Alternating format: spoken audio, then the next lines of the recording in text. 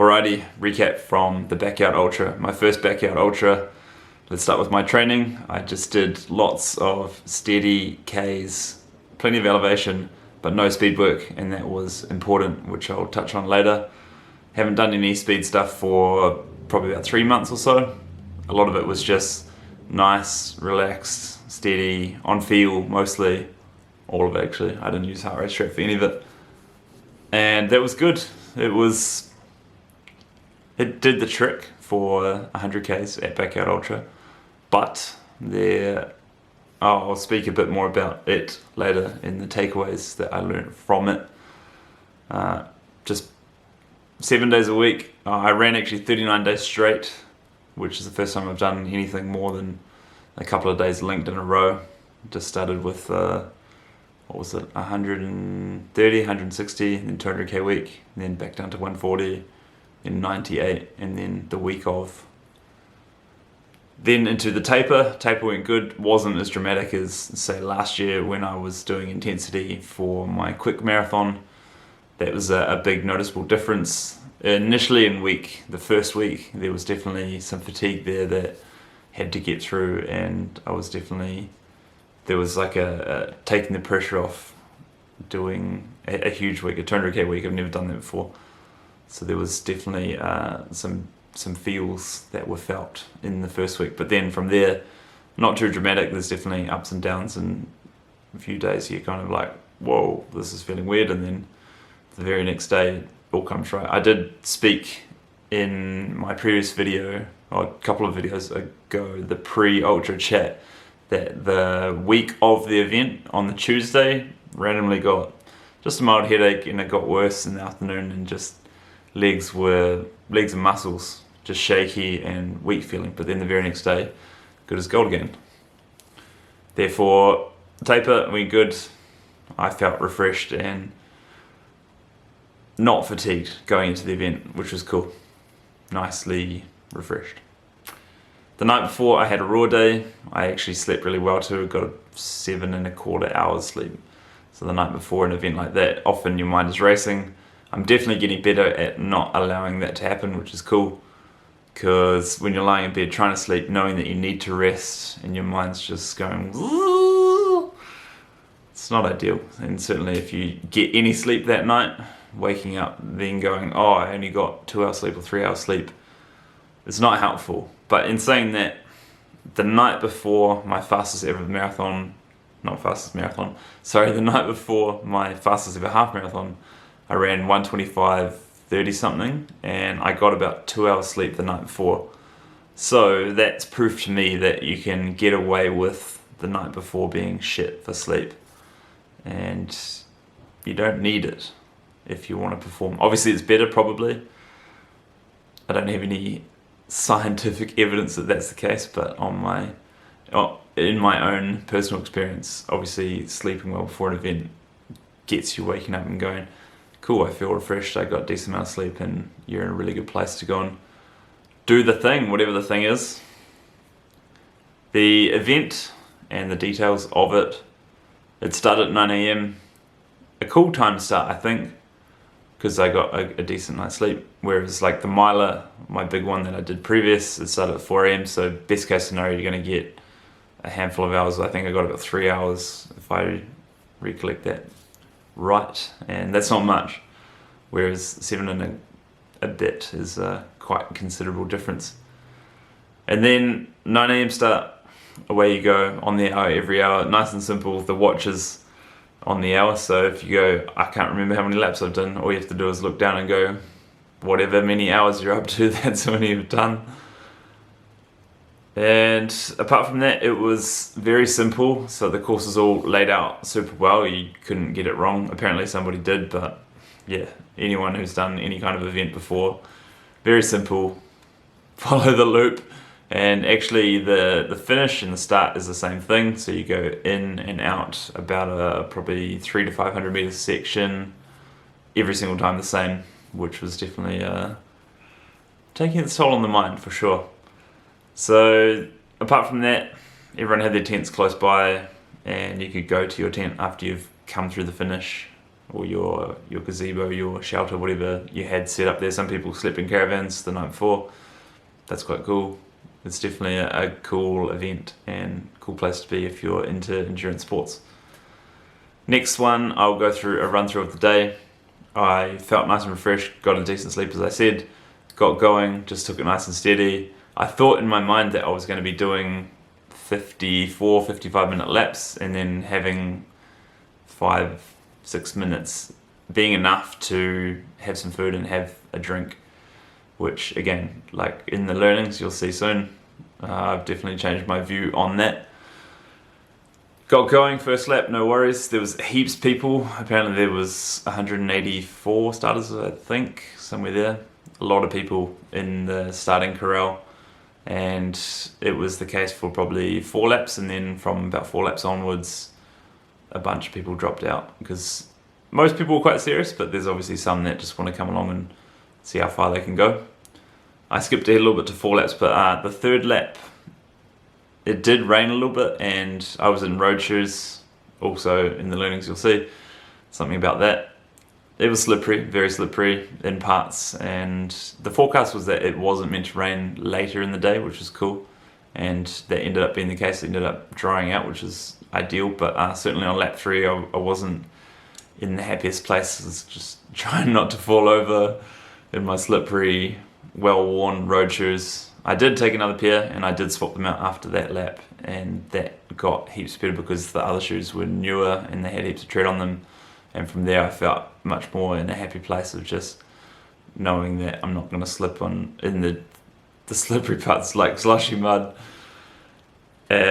Fourth was better, so I changed the shoes, and then from there I felt more kind of just relaxed and going good, and just lap after lap try and keep it nice and steady. I was doing my laps probably about 50, 51, 49, somewhere around there, most of them, and even then it felt like not that much time to have food and drink, and a couple of extended family members did show up too. That was nice, but you don't get much time to chat. Best case scenario, you've got 5-10 minutes tops and you have to just get food and drink in you. I wanted to chat, but then I was like, shit, I need to go and do what I need to do. And then they have this whistle on the 3 minute, well, they say 3 minutes, 2 minutes and 1 minute, so 3 blows, 2 blows, then 1. And often the 3 minute whistle was on 2.5 minutes, so it's not even 3 minutes to go, it's even less. And then later towards the day, all going well. There's definitely a test on the mind, as I said, just running around in circles, doing the same thing hour after hours. Quite something. I mean, I've run thousands of laps around in circles at the field, and that I'm totally cool with, but this was kind of new and also tough to deal with because it's just so insane, but it's also a great test of mind and body, which I really love, and I think all these other people probably love that too. Later in the day, I didn't have anyone there. I just had some friends that were parked next to me in the gazebos, and so we'd see each other from time to time. We'd talk briefly. Then my parents came back later in the day, I think 6 o'clock, somewhere around there. So it was going good. Nothing bad to report. In a happy enough place doing it. It was getting dark earlier, so they said 8 o'clock we would have to have lights on, but the hour before, we decided that it was best to take the headlamps, and they decided also that it was required from that time, 7 p.m. And it was a good idea because it was definitely getting darker in parts, like super dark. That lap that we had to have them on was quite weird because the sun's kind of setting, but then you've also got the light on. And it was just a really strange lap. I actually talked to the other guys and they said similar too, that it's just felt really off and just weird. I haven't had that before. I think it's probably some natural function of the body of like, okay, it's sleep time, not like, let's keep running through the forest round in circles in the dark with strangers. Anyway, after that lap, things got better. The focus was way better because it was darker, and I actually like running the night with the headlamp because you're just looking at where you're running and there's not much else to it. It's just very kind of singular focus. I enjoyed it on the Milo, and I enjoyed it with this event too.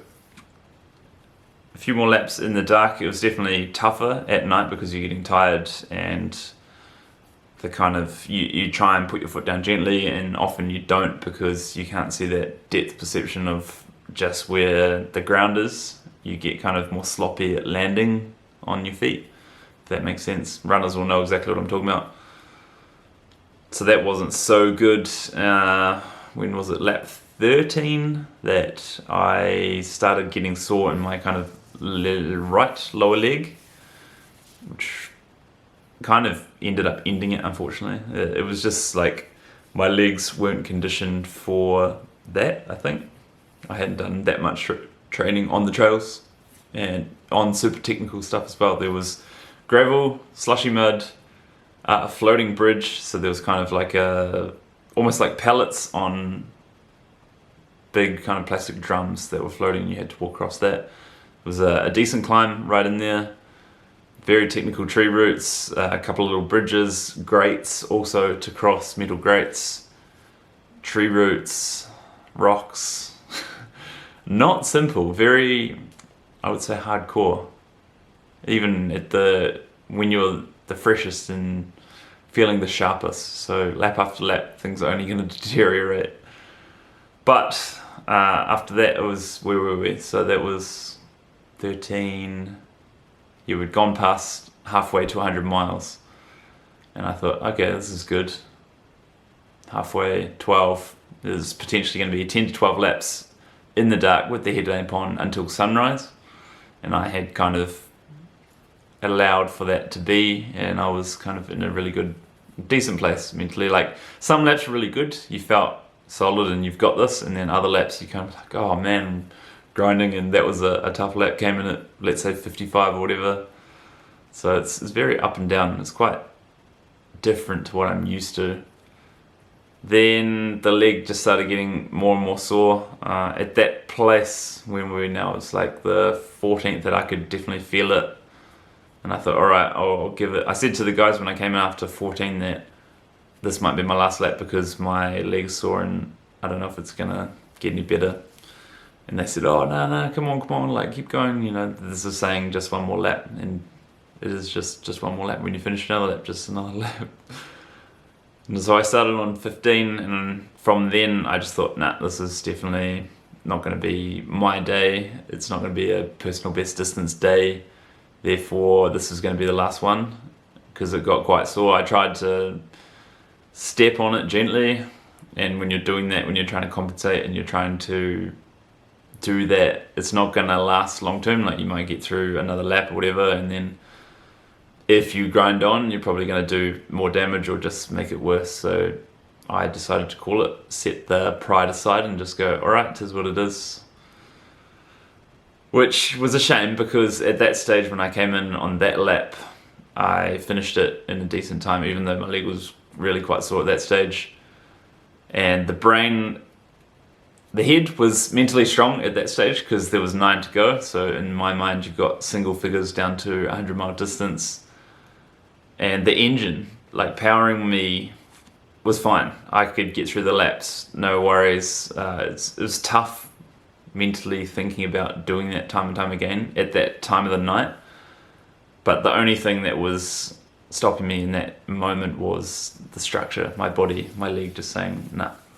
Which is a shame, because I was definitely getting tested mentally, and I thought, you're not gonna bitch out of this. Like, it's gonna take something dramatic for you to call it, like an injury or something like that. Because there was no reason to stop. Yeah, obviously you want to go home and sleep, but there was no reason. And I said to myself before, we're gonna just do this. We're gonna just see how far you can go. It's all over so quick, and even though it's 15 hours, it was over reasonably quick, and now I'm back to real life. It was just a small moment, not even a day, which kind of sounds a bit crazy saying it, but in my mind that's how I look at it. It was a matter of hours, and then normal life ensues the day after that, and so forth. So long story short, I had a really good time. It was really enjoyable, great event concept, cool to be around so many other people for once I kind of felt like, whoa, I'm really like kind of out of my depth. There's a lot of really hardcore people here who have done some tough shit in order to be able to go through this. The guy who won, Machine, he was just super strict with his laps. 44 to 45 minutes. He'd ever lie down. He had all his stuff laid out. Super methodical about it. It was really cool to see these people that are just beasts. You look at them and go, they don't look anything special. Ultra runners, it's so deceiving. Some people that are just so freaking good at the thing don't even really look like runners, and that's cool. It's a cool thing. Learnings: have to train faster. Yes, I could get through the laps, no worries, but I would definitely train quicker so that you can finish the laps quicker, comfortably, and have a bit more rest, a bit more downtime, a bit more time off the feet, a bit more time not doing laps. It might sound like I'm not loving the event. It's a great, beautiful concept, but also like if you want to do good at it, I think that's necessary. Support crew also necessary, I reckon.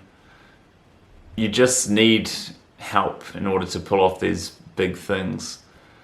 There's times that your brain's obviously not working amazingly well when you're putting it through something that's completely unnatural, and having someone who's sharper or just clearer about what you need and what's just thoughts about what's going on or what's taking place is real helpful, and just helping you do the things that on a normal day would be easy, but when you're, let's say, 80k's deep, 90k, 100k deep, it gets tough. Trail shoes, I failed. I didn't even have trail shoes. I just thought, oh, it's this time of year, it should be fine. And majority of the time it was fine, but that lap 2 and 3, it was slushy, it was slidey, it was definitely not good. And people who are in trail shoes were just running through the mud, no worries. And I know that I've had trail shoes and they do work good because they have not smooth bottoms, they have tread, like proper grippy tread, and it makes a difference. So trail shoes I would recommend taking, even if you think it's going to be dry. Trail training as well, I didn't do that much of it. I spent most of the time on the roads, most of the time on a nice flat field, and I could run on the trails, no worries, but if you want to do good at it again and do an awesome distance, let's say 200k plus whatever, then I reckon you need to spend time out there on the trails, getting the pounding in the legs, like up and down rough terrain, not just smooth stuff. It would be very important. And night training, so aka somewhat sleep deprivation. You have to run through the night, there's no two ways about it. The people that won it got significantly into night 2, so we started 9 AM Saturday, they went through the night, no worries, through all of Sunday and into Sunday night, and I think it finished around 3 or 4 AM Monday morning at almost 300k's, which is freaking special if you ask me. Amazing. So in order to do that well, when it's dark or when you want to sleep, you have to be out there doing it. Let's say like waking up at, I don't know, 11 o'clock or 12 and then going, sweet, I'm going to go for 4 hours or 4 hours worth of laps, and doing it I wouldn't say too often because it's definitely unnatural, but doing it somewhat and getting used to it so that on the event day, you can do it and do it well. Things I could have done better. I could have trained quicker for sure. I could have brought trail shoes. I could have had more support crew. Maybe even considered paying someone to help out for sure. That would have been good. Takeaways, very cool event, like I said, great concept, super simple concept, just a backyard. Great atmosphere as well. I love chatting with just people on course, which was nice, and even after the fact, we came back after a sleep on Saturday night, early in the morning, to see a friend do 100 miles for the first time. That was special. It's also low cost, which is cool, compared to, say, Ironman, which is $1,000, or the Tarawera miler. When I paid, it was $700 and something to enter. So it's a huge chunk. It's self-inflicted suffering at a cost. Obviously it's super special. I don't regret doing it. I love my Ironman, I love my miler. Some of the most special days of my life. But $130 to enter this one is obviously great. And this thing is a true test of mind and body. It's kind of outrageous thinking about it. I was definitely running around in the night going, what the fuck am I doing? Running around in circles in the dark with a bunch of strangers. It was really cool. I had a really good time, but also it was grinding on me, you know? I was just thinking, this is mad. But those things are, I think, are real special in that you can achieve something you perhaps thought you couldn't, or this concept, I would say, is harder than a point-to-point ultra marathon because it's just the same thing over and over again. And also with those ultra marathons, you can run it in a pace, or run/hike/walk in a pace that you choose. Whereas this thing is on the hour, every hour, and if you're not quick enough, you're in trouble because you won't make it. And if you don't make it to the start corral, you're out. It's that simple. Other things of note were that I did have some chats with some of the runners about what I was wearing. It's in the thumbnail. Nice big Team Vegan on the front and the back. That was cool. I kind of laid it on quite thick and heavy because the subject ain't pretty to talk about, but it's important because anyone who still supports the sad animal agriculture industries ought to know what goes on, I think. If you're paying for it but don't want to know about the horrific process, that's not on. If you can stomach it and go, I'm okay with it, then I don't really have much to say. But most people don't want to see the violent acts committed because it's not pretty. If you're paying for that, then that's sad and unnecessary. We can thrive as vegans, like I've just proved that you can go and do 100 Ks. I would say with more relative ease. If it wasn't for my leg becoming sore, then I had no reason to stop and didn't intend to stop. Anyways, 100k ultramarathon, it's the third time I've done that. Stoked. It went really good, apart from obviously finishing a little bit prematurely. The recovery, soon after, I took a couple of days off, not because I needed to, but just because the renovations on the house are pressing. So I've been doing that, and I've been back on the bike, which has been nice, and back doing strength stuff quite quickly. I rode 25-ish Ks yesterday and a bit more than that today. All is well, only a week on, feeling good, not feeling too tired. There was definitely a few days after feeling tired, but feeling more normal, and this is just the following weekend after the fact. Any questions that you have, please ask them now and I'll get back to you with a fresh on my mind answer. Other than that, thanks for watching. That'll be the end of it. See you in the next one.